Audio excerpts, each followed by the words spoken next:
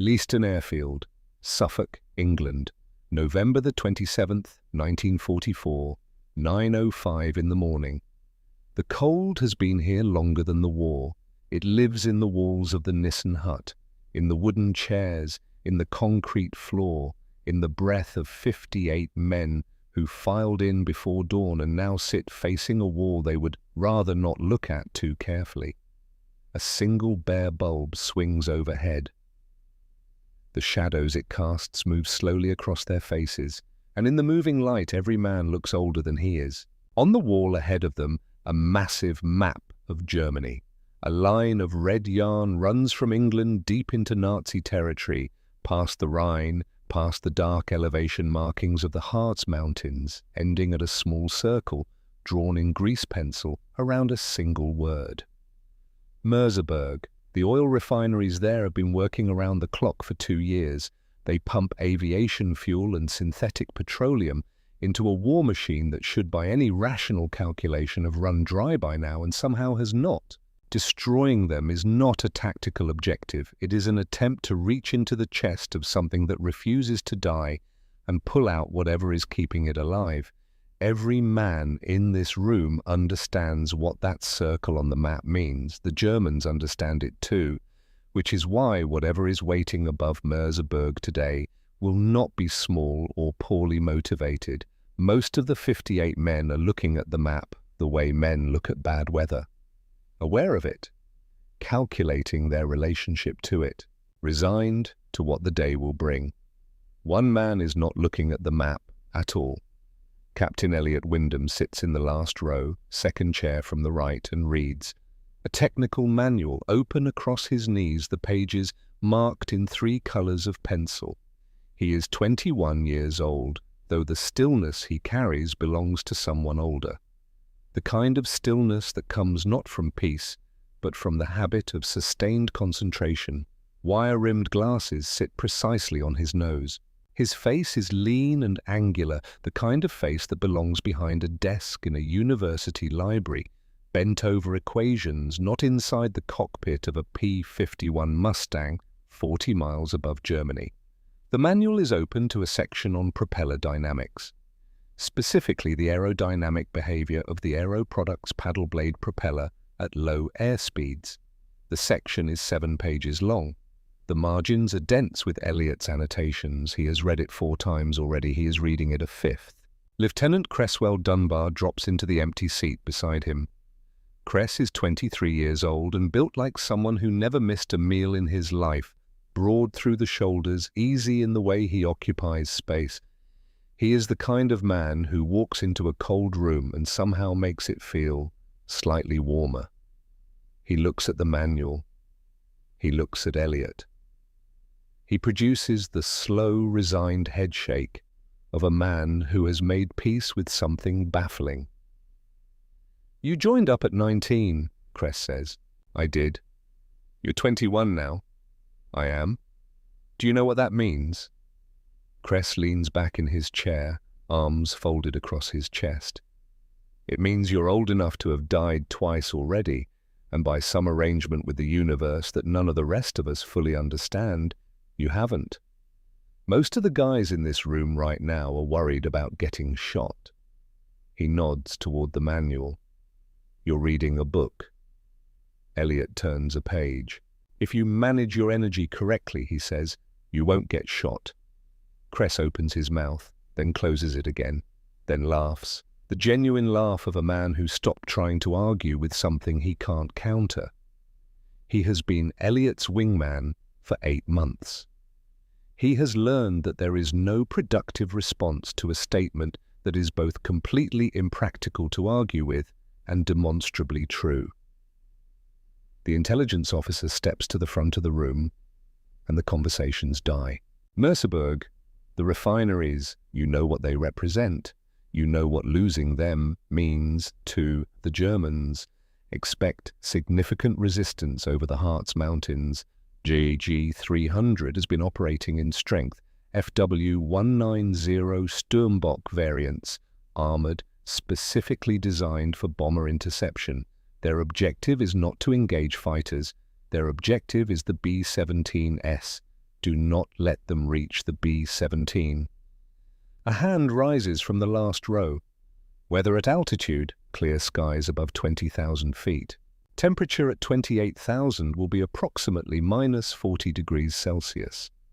Elliot nods once and writes in his notebook, a word, a number, an arrow connecting them. He is calculating air density at altitude, and from air density he is calculating its effect on lift, and from the effect on lift he is calculating the minimum airspeed at which the aircraft can maneuver reliably at 28,000 feet without departing controlled flight. It is a calculation that has no place in the official pre-flight briefing. It is a calculation that could save his life. He finishes the arrow, underlines the number, closes the notebook. The briefing ends. Men file toward the flight line in groups of 2 and 3, boots on frozen ground, breath visible in the November air. The smell of aviation fuel is everywhere, sharp and cold, the permanent weather of this place. Sergeant Aldous Briggs is at the hard stand when Elliot arrives. Briggs is 43 years old, has been maintaining aircraft since before most of the pilots he works with were in secondary school, and has the permanently skeptical expression of a man who has seen too many things go wrong to believe that anything will automatically go right. He has been Elliot's crew chief for 11 months. In that time, he has developed 2 firmly held opinions about this particular pilot. The first is that Captain Wyndham is the most meticulous man he has ever worked with, and in aircraft maintenance, meticulous is the highest compliment available. The second is that meticulous men make him nervous because they notice things that other men miss, and sometimes those things are on Briggs's aircraft. She's ready, Captain? I know she is, Sergeant. Elliot is already walking a slow circle around the Mustang, one hand trailing along the fuselage. I just want to spend a few minutes with her first. Briggs watches from the hard stand. Elliot works his way around the aircraft with the same systematic attention he applies to everything. Gun ports, control surfaces, the undercarriage, the wing roots. He crouches to examine the belly. He stands to check the canopy seals. At the propeller, he stops, the Aero Products paddle blade. It is not the propeller that came standard on most P-51s. The blades are wider, shorter, with a cord that gives them an appearance almost like broad hands rather than narrow fins. Most pilots on the field prefer the Hamilton standard prop. They are comfortable with it. They know what it does. Elliot knows what this one does, that the Hamilton cannot. He has done the math on it. He knows what those wide blades are capable of in a flight regime that the manuals have not adequately explored, and he has been thinking about that capability for 3 months. Fitting it into equations alongside weight differentials and drag coefficients and the specific performance limitations of German radial engines in vertical attitudes. He puts his hand flat against one blade, holds it there for a moment, thinking. Then he climbs in. The cockpit of Ironside 4 closes around him with the specific intimacy of a space that has been occupied the same way enough times to take the shape of its occupant. He goes through the checklist without referring to it. Fuel, 180 gallons. Oil pressure, normal. Coolant temperature, normal. The Packard Merlin 51650 catches on the first attempt and settles into the deep, authoritative idle of an engine that knows what it is for. At 10:47, the 357th Fighter Group lifts off from Leiston and climbs east into pale winter sunlight above the overcast. 58 aircraft finding their heading, finding their altitude, finding their place in the formation. The long journey into Germany begins the way it always begins, with a great deal of patience and the particular kind of focus that men develop when the cost of losing it is immediate and permanent. To understand what happens above the Harz Mountains on this afternoon, it is necessary to go back 2 years, to Fort Worth, Texas, to a young man of 19 sitting at a desk doing paperwork that has nothing to do with flying, trying to understand how he ended up there. The Army Air Force's primary flight training program in 1942 was not looking for thinkers, it was looking for killers. Men who could translate threat into response without the delay that thinking introduces. Men who could assess a geometry at 500 miles an hour and react before the assessment was fully complete. The instructors called it instinct. What they meant was the willingness to act on incomplete information quickly and commit fully to that action. Elliot Wyndham was not that kind of man. In training exercises, when a simulated threat appeared, Elliot's mind performed an operation that other cadets' minds did not. It considered the problem, it identified variables. It selected the optimal response from the available options. It was faster at this than most people are at reading a sentence. But in a fighter cockpit, most is not good enough. The fraction of a second his careful mind required before committing to action was visible to his instructors, and to them it was disqualifying. The report was written by an officer whose name is not remembered by anyone who matters. The relevant section read, "Cadet Wyndham demonstrates exceptional theoretical knowledge but lacks the instinctive aggression required for combat aviation. Overthinks under pressure. Not recommended for fighter assignment, he was reassigned to administrative duties at Fort Worth. Ground support, the kind of work that keeps an installation functioning and requires no one to be exceptional at anything."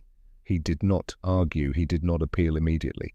He did the work he was given and used every remaining hour to do the work no one had asked him to do. He obtained every after-action report he could access. He studied the kill ratios from every theater.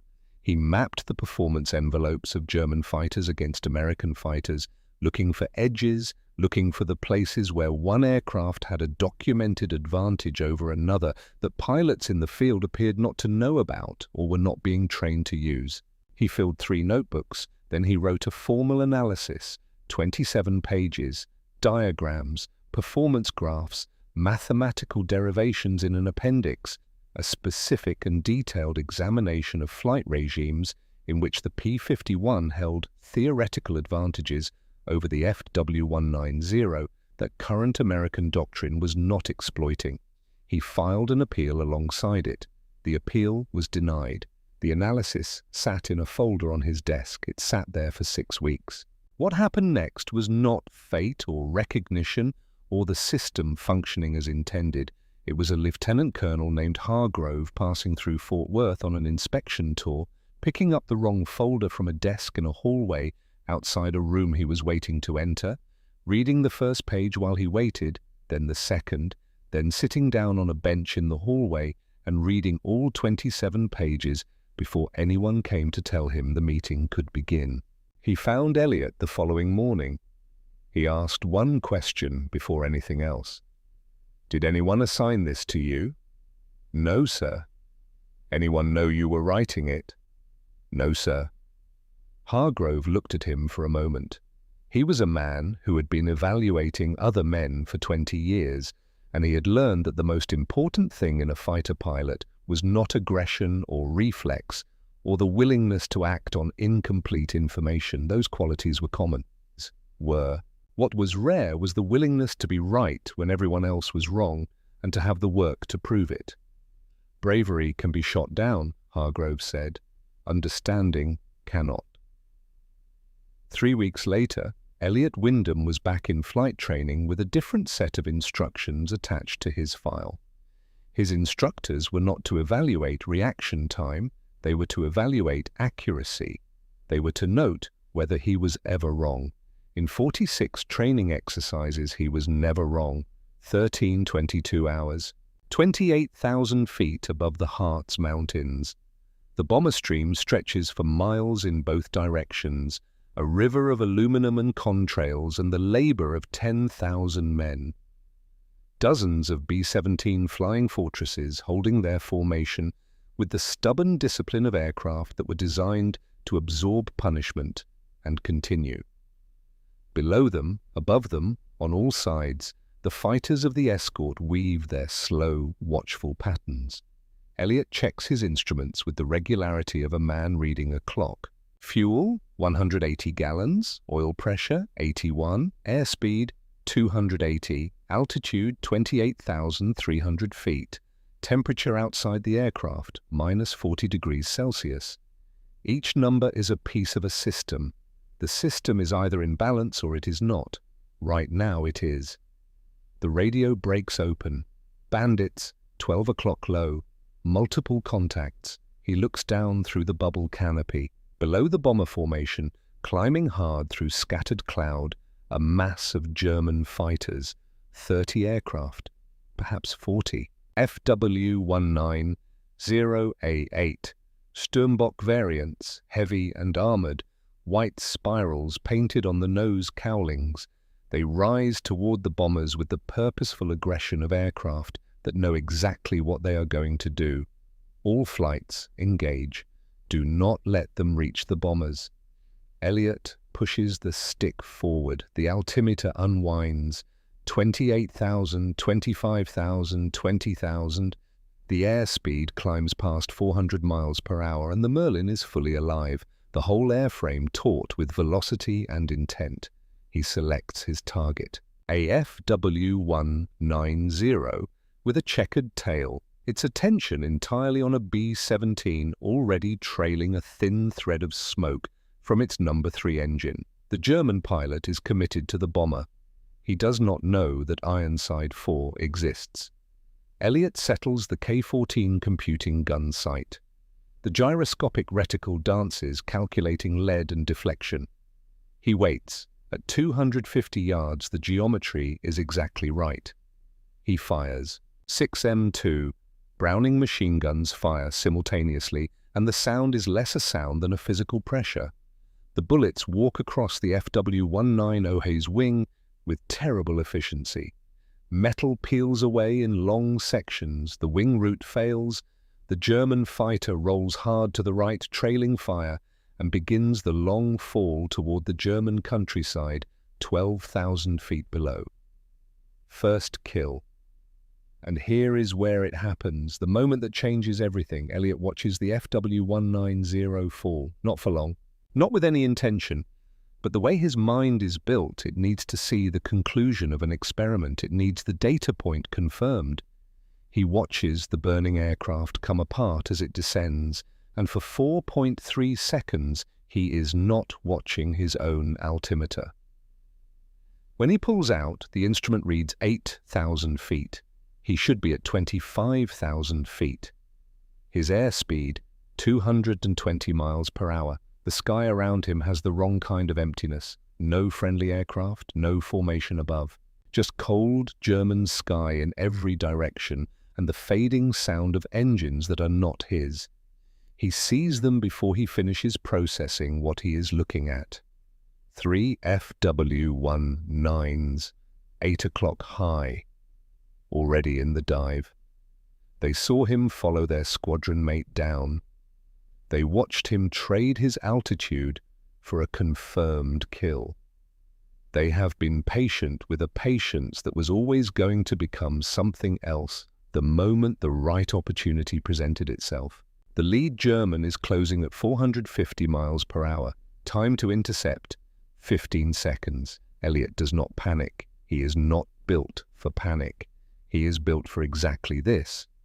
For the moment when a problem becomes urgent enough that the fraction of a second his mind requires to think rather than react is precisely the fraction of a second that makes the difference between a solution and a statistic. He runs the numbers. Airspeed, 220 miles per hour, too slow to run. The FW190 will close the distance before he can build enough speed to matter. Altitude, 8,000 feet. Too low to dive. The ground ends that option definitively. Turn. The FW190 Sturmbock outturns the P-51 at low speeds in the horizontal plane. A turning fight at 220 miles per hour against 3 armored German fighters leads to one outcome. Every conventional option leads to the same place. The lead German crosses through 600 yards. Then 500. Elliot's hand is on the stick. His eyes are on the instruments. And in the space between one heartbeat and the next, something shifts in the way he is thinking about the problem. He has been looking at the available options. He has found them all inadequate. The next step for a mind like his is not to choose the least bad option. The next step is to look for the option that is not on the list. He finds it in the one direction nobody goes. He reaches for the flap lever. His hand is completely steady. His breathing is controlled. He is 21 years old. The Germans are 11 seconds away, and he is about to do something that every manual, every instructor, and every experienced combat pilot in the United States Army Air Forces would look at and call suicide. He is also right. And somewhere in the cold November sky above the Harz Mountains, the most important tactical development of the air war is about to begin, with a young man in wire-rimmed glasses pulling a lever that he was taught never to touch in combat. 20 degrees of combat flaps. The manuals say never. Every instructor who ever stood at a chalkboard in front of young men learning to fly says never. The reasoning is simple and the reasoning is sound. Flaps create drag. Drag kills speed. In a fighter, speed is the difference between alive and not. Elliot Wyndham knows this rule. He knows it better than most because he did not learn it by instinct. He learned it by reading the mathematical proof of why it is true. He understands the underlying physics with a precision that the men who wrote the rule did not have when they wrote it. Which means he also understands the exceptions. The flaps come down. His left hand drives the throttle forward to the firewall. The Packard Merlin, Harper 1650, climbs past normal operating range into the red. 67 inches of mercury, war emergency power, the kind of power the engine is not supposed to sustain for more than 5 minutes before permanent damage becomes likely. 5 minutes is longer than Elliot needs. He pulls back on the stick, all the way, into his stomach. The nose of Ironside 4 rises through the horizon, past 30 degrees, past 45, past 60.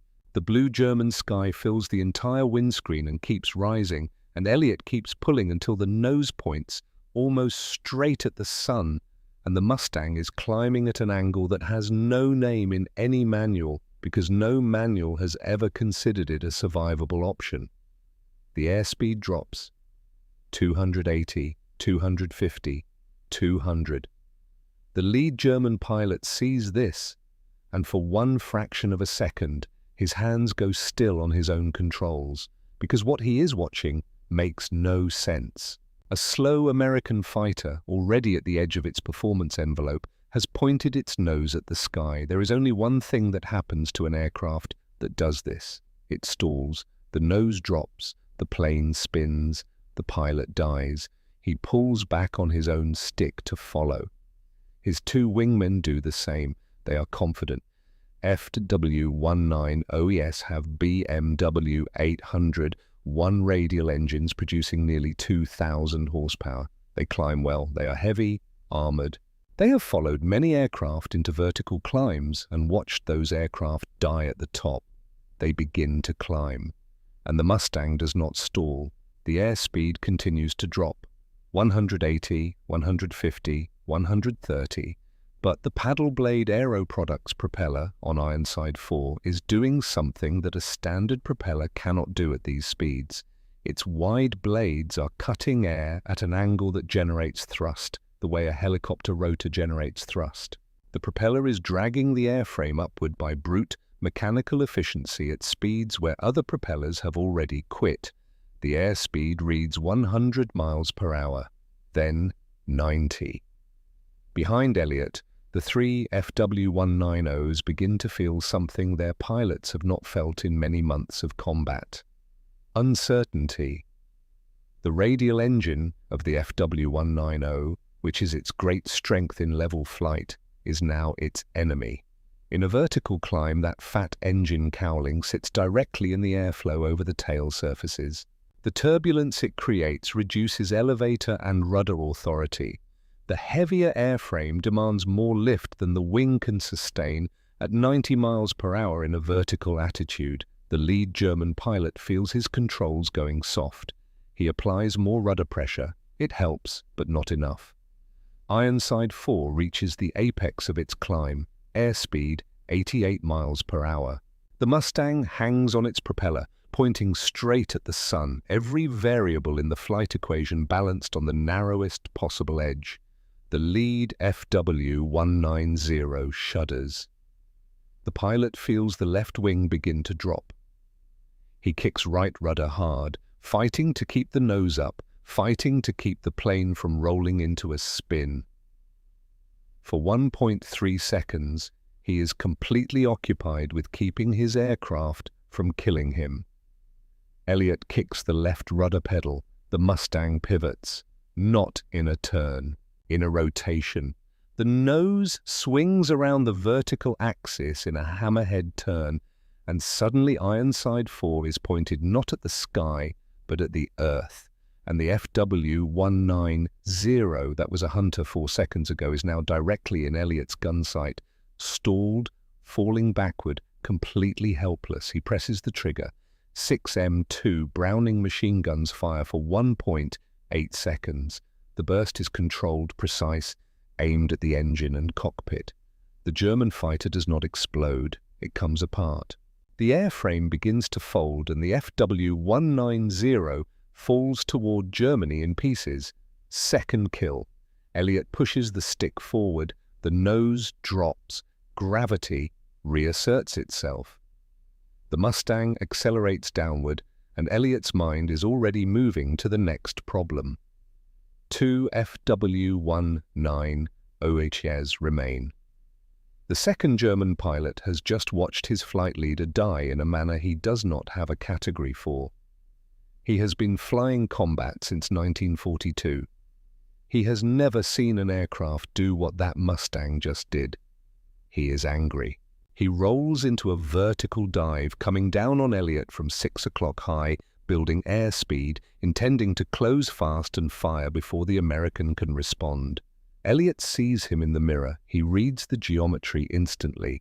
The German is diving steeply, fast, committed. Elliot lets him come. When the closing distance drops below 800 yards, Elliot moves. Not away, up. Throttle to the firewall again. War emergency power. He pulls back on the stick, but this time not straight up. This time, he climbs at an angle, a high yo-yo. Approximately 70 degrees nose high, displacing laterally as he climbs, converting airspeed into altitude while moving through three-dimensional space in a way that is difficult to track visually and nearly impossible to solve geometrically in real time. He is not repeating the first maneuver by reflex. He is testing a variation deliberately. If the principle is sound, it will hold in a modified geometry. If it holds in a modified geometry, it is not a trick, it is a law. The German follows. He adjusts his own climb angle, trying to maintain the pursuit curve. But the FW-190 bleeds energy faster in a climb. At 200 miles per hour in a steep climb, the German pilot starts to feel what his flight leader felt. The controls going soft, the aircraft beginning to wallow. Elliot is at 180 miles per hour. His controls remain responsive. The German stalls first. His left wing drops. The nose snaps left. The aircraft enters an incipient spin, the pilot fighting it with opposite rudder and forward stick. For 2.1 seconds, he is not a threat to anything except himself. Elliot rolls inverted at the apex of his climb. He is upside down above the German countryside, and the geometry is perfect. He rolls upright, drops the nose, and dives. The FW-190 is below him, recovering from the spin, not yet flying aggressively. 3-second burst. The bullets travel from tail to nose. The cockpit canopy shatters. The pilot exits the aircraft in the next 3 seconds. A parachute opens against the blue sky. Third kill. The second principle confirmed. 1 occurrence is luck. 2 occurrences with deliberate variation is a law. Elliot pulls out of his dive. He scans the sky. The third FW-190 is already gone. A small, dark shape moving south-southeast at maximum continuous power, running for home. It has seen 2 aircraft, attempt what its flight leader attempted. It has reached the only rational conclusion available and is acting on it efficiently. Elliot watches it go. Fuel state, ammunition, engine temperature already climbing from 2 war emergency applications. The third German is too far. The numbers say no. He retracts the flaps. The Mustang accelerates. He climbs toward 15,000 feet, scanning for his squadron, his mind already organizing the data from the last 11 minutes into something that can be written down and taught. For 3 years, American fighter pilots have operated under doctrine that says, do not engage an FW-190 in slow-speed maneuvering. If you are caught slow and low against a 190, dive away. Run. Survive to fight another day. The doctrine is incomplete. You cannot fight an FW-190 horizontally at low speeds. But you can beat it vertically because the weight and engine configuration that makes it dominant in a horizontal turning fight becomes a lethal liability in a vertical one. Nobody has written this down.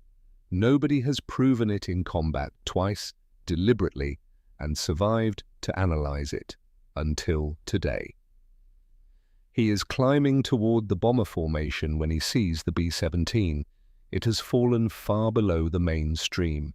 2 engines are out, both trailing thin smoke. The aircraft is losing altitude at a rate that will become unsurvivable in under 20 minutes. 6 Bf-109 G6ES are working it over in coordinated passes. 2 of the Fortress's gun positions are already silent. Elliot checks his ammunition counter.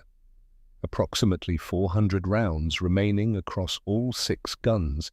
He checks his fuel state. Low. He checks his engine temperature. The Merlin is running hot from 2 separate war emergency power applications. The rational calculation is straightforward. Going home right now is not cowardice, it is sound tactical reasoning. He runs these numbers in the time it takes to inhale. Then he runs a different number, 10.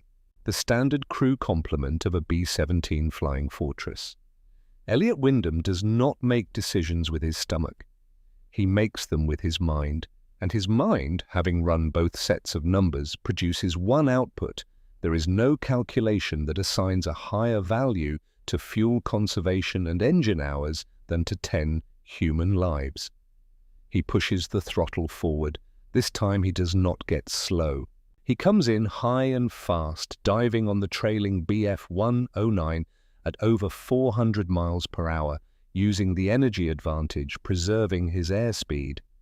The German is focused entirely on the burning B-17. He does not see Ironside 4 until it is too late to matter. 2-second burst. The Bf-109's wing root absorbs the full weight of it. The wing folds. The aircraft departs controlled flight instantly and does not recover. 4th kill. The remaining 5 Germans break off the bomber. They have seen the green-tailed Mustang. One of them pulls into a climbing turn, trying to reverse and get behind Elliot. Elliot does not turn with him.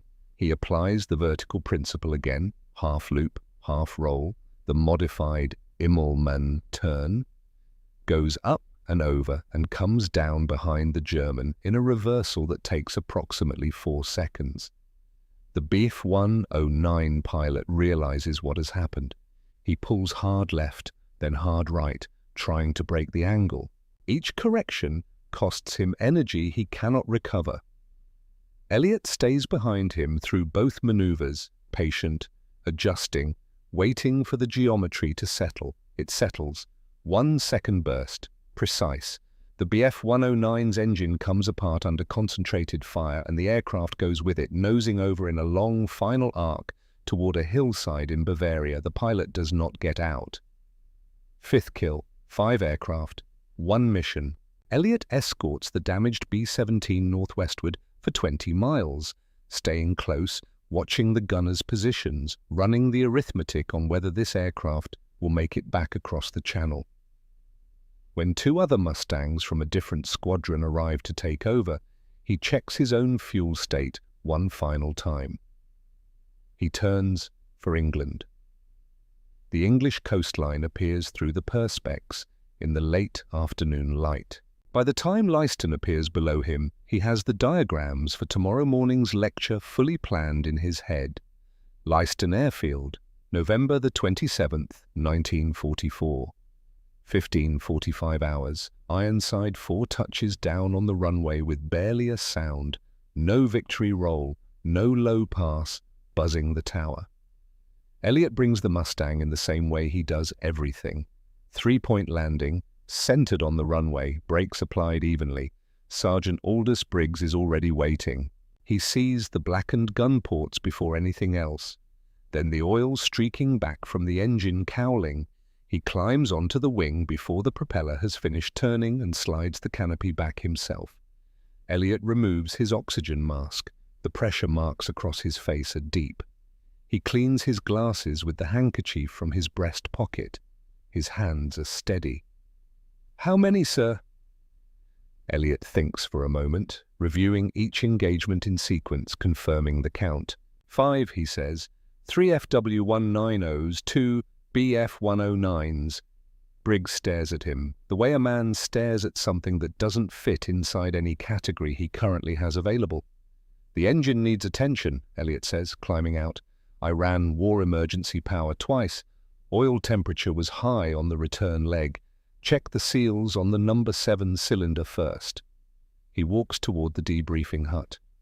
His legs are stiff from 4 hours and 17 minutes in the cockpit. The November air is cold and clean and very quiet after the sustained roar of the Merlin. Behind him, Briggs stands on the wing of Ironside 4 and watches him go, and does not say anything, because there is nothing adequate to say. That night, in a darkened room at the intelligence section, 2 officers sit in front of a 16mm projector and watch the gun camera footage from Ironside 4. They watch the first kill. Clean, professional, nothing unusual. Then the vertical engagements begin. The camera was not designed to document this. The image tilts, the horizon disappears, the altimeter visible at the edge of frame drops to numbers that should mean the end of the recording. The airspeed indicator shows 90 miles per hour in a sustained climb. Then the hammerhead turn. The image rotates. The German fighter appears, falling backward, already past the stall, completely outside of controlled flight. The gun camera records the kill from directly above. The senior officer reaches over and stops the projector. He rewinds it. He watches the sequence again, then a third time. He picks up a pen and writes 4 words on his notepad. He forced them up. Then a second line, recommend immediate tactical instruction. Wyndham has developed repeatable vertical engagement doctrine. He underlines the word repeatable. That is the word that matters. November 28th, 1944, 8 o'clock hours. Every pilot in the 357th Fighter Group is in the briefing room. The word had moved through the barracks the night before, the way important words do in places where men live close together and pay careful attention to each other's survival. Something happened with Wyndham. Come to the morning brief. 58 men in wooden chairs, the same cold Nissen hut. But this morning there is no map on the wall. There is a chalkboard. And standing in front of it, holding a piece of chalk and a notebook filled with diagrams, is Captain Elliot Wyndham. He begins without preamble. Yesterday I made a mistake. The room is very quiet. I followed a bandit down to confirm a kill. When I pulled out, I was at 8,000 feet, 220 miles per hour, with 3 FW-19s closing from above. According to every manual we have been given, I was already dead. He pauses. I am not dead. The 3 Germans who bounced me are. I want to explain why. He turns to the chalkboard. He draws 2 aircraft in side profile, one with a round engine, one with a long, tapered nose. The FW-190 Sturmbock, fully loaded, 10,800 pounds. BMW 801 radial engine, tremendous power in level flight. But in a vertical climb, that engine sits directly in the airflow over the tail surfaces. The turbulence it creates reduces elevator and rudder authority at low airspeeds. At slow speed in a vertical attitude, the FW190 runs out of margin. He draws a second diagram, both aircraft in a steep climb. The P-51 K 9,800 pounds, 1,000 pounds lighter, inline engine, clean nose, undisturbed airflow over our tail surfaces all the way to the top of the climb. He taps the board. Lower wing loading means we maintain lift at slower airspeeds. Their weight becomes their enemy. Our lightness becomes our weapon. He writes a number on the board, 250 miles per hour. Below this airspeed, the manual says, do not engage a 190, do not turn, run. He draws a horizontal line with an X through it. The manual is correct about one thing, do not turn. He draws a vertical arrow pointing upward, but do not run, climb. He writes the procedure in numbered steps. 1. If bounced at low altitude and low speed, do not turn. 2. Deploy 20 degrees of combat flaps to increase lift coefficient. 3. Apply war emergency power. 4. Pull into a climb of 60 to 80 degrees nose high. 5. The enemy will follow because a slow aircraft climbing looks like a stall waiting to happen. They want that kill. 6. His weight and engine configuration will cause him to stall before you do. 7. Hammerhead turn. 8. You are now above him. He is falling. 9. Kill. A hand goes up from the second row. Lieutenant Cress Dunbar. What if he doesn't follow you up? Then you have separated from him. You are climbing. He is level or diving. You have altitude. He has lost the angle. Elliot looks around the room.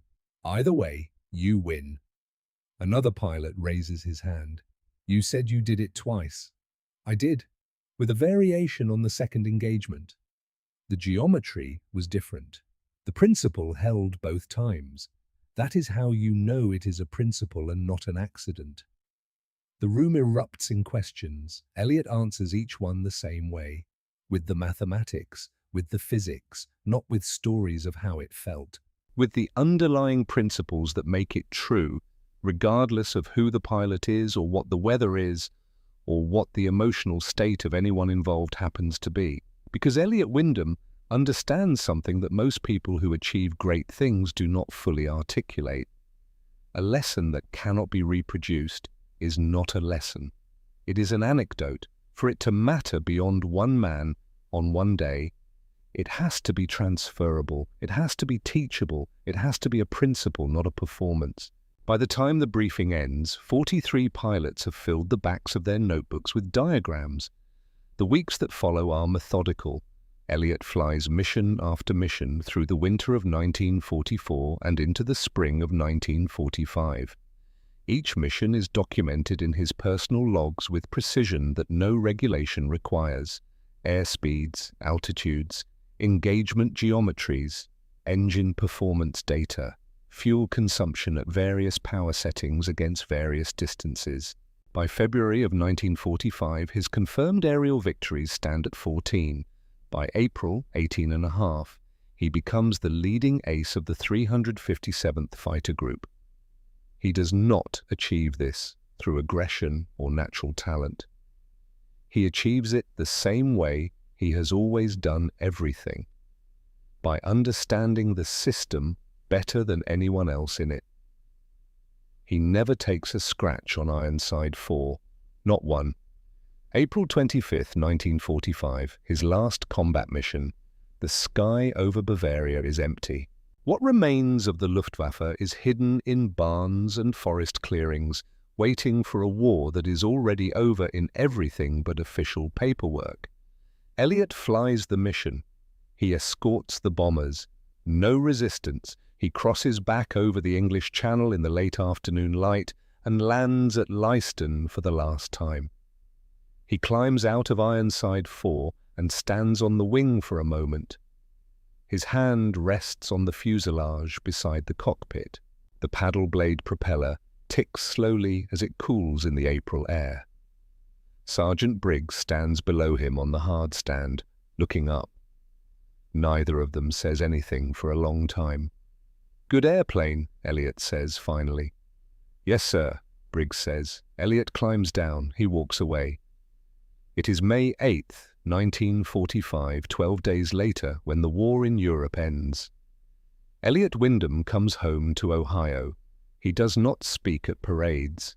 He is 22 years old, and he has 18 and a half confirmed aerial victories and 6 notebooks filled with data and a mind that has not stopped working on the problem since November 27th, 1944. There is something he worked out during the war with a slide rule and the fuel consumption logs from his own missions, a specific airspeed. The precise velocity at which a P-51 Mustang achieves the greatest possible distance per gallon of fuel consumed, not the fastest speed, not the most fuel-efficient speed in isolation, the exact balance point where the product of velocity and efficiency is maximized. He calculated it originally as a tactical tool. A pilot who could stay over a target longer or pursue an enemy further had a measurable advantage over one who could not. The principle turned out to be universal. Modern aeronautical engineers, working decades later with computers and wind tunnels and instrumentation that did not exist in 1944, derived the same formula from first principles and confirmed it mathematically. They named it after the man who found it first, with a slide rule between combat missions over Germany. Wyndham's speed. Every pilot who has earned a certificate since 1970 in any country with a functioning civil aviation program has learned it. The student flying a Cessna 172 over Kansas calculates it before a cross-country flight. The airline captain at the controls of a Boeing 747 over the North Atlantic uses a version of it refined for turbine engines, but derived from the same underlying principle. They learn the name. Most do not learn the story behind it. In 1950, Elliot publishes a book. The title is Pursue and Destroy, a technical analysis of P-51 Mustang tactics, 1943 to 1945. It is 340 pages long. It contains 47 diagrams, 23 performance graphs, and 8 pages of mathematical derivations in an appendix that most readers skip. It does not appear on any bestseller list. It does not receive a review in any major newspaper. The Air Forces, transitioning rapidly to jet aircraft, receives a copy and files it. But the pilots find it. F-86 Sabre pilots heading to Korea in 1950 carry it in their flight bags, the binding already cracking from repeated reading. They are flying against MiG-15s, swept-wing jets with performance envelopes nobody has fully mapped yet. The vertical engagement principles from Chapter 11 of Pursue and Destroy prove applicable to jet combat in ways that even Elliot had not specifically predicted, because the underlying physics does not change when the engine type changes. The book moves through generations of aviators the way useful truth moves, without announcement, without ceremony, simply because it worked. Then comes September 1989. At an air show in Paris, a Soviet test pilot named Viktor Pugachev pulls his Su-27 into a maneuver that stops every conversation on the flight line. The aircraft pitches its nose past vertical, past 90 degrees, hangs there at nearly zero airspeed, the fuselage pointing at the sky, while the plane continues moving forward and downward, then recovers cleanly. The crowd is silent for 1 full second before the reaction begins. Journalists call it revolutionary. Aerospace engineers call it a breakthrough in post-stall maneuvering. Military analysts call it a demonstration of what fly-by-wire computer systems and thrust vectoring have made possible in the modern era. In a small office at a university in Ohio, a 66-year-old man watches the footage on a television set and sits very still for a long time. The aircraft is different. The engine is different. The computers are different. The flight control systems are different. The principle is identical. The nose above vertical, the controlled near stall, the reversal, the same geometry Elliot Wyndham executed with bare hands and a propeller-driven fighter over the Harz Mountains in November 1944, 45 years before the cameras at Paris captured it and called it new. He watches the footage twice, then he turns the television off and goes back to grading papers. Nobody called Ohio. Elliot taught aerodynamics at the university for 31 years. Every year he gave one class that was not in the official course catalogue. No credit hours, not graded, attendance by word of mouth only. He gave it in the evening in a regular classroom with a chalkboard and no projector. He called it simply the November Lecture. He did not tell war stories. He taught the physics of the vertical trap, the mathematics of energy management, and the principles behind Wyndham speed, traced back to their origins in the specific conditions of a specific afternoon over Germany in 1944. He answered every question with the same patience he had shown in the briefing room at Leiston 40 years before. In the final year he gave the lecture, a student in the third row raised his hand near the end. "Were you ever afraid?" the student asked. Elliot stopped. He looked at the chalkboard for a long moment. Then he looked at the student. "Every day," he said. "That is why I studied harder than anyone else. Fear without understanding is just suffering. Fear with understanding is a tool." He paused. "The day I made the mistake over Merseburg, I had 15 seconds before those 3 aircraft reached me. I used every one of those seconds to think, not to feel. To think." He took off his glasses and cleaned them with the handkerchief from his breast pocket.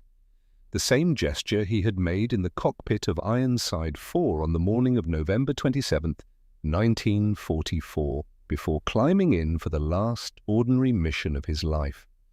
Most people pray for a miracle when they run out of options. I had a different habit. I looked for the variable I hadn't considered yet. There is always one. He put his glasses back on. There was one that day, too. He retired from teaching the following spring. Elliot Wyndham died in Ohio in 1994. He was 71 years old. His wife of 46 years was beside him. There was no military funeral, no flag-draped ceremony at a national cemetery.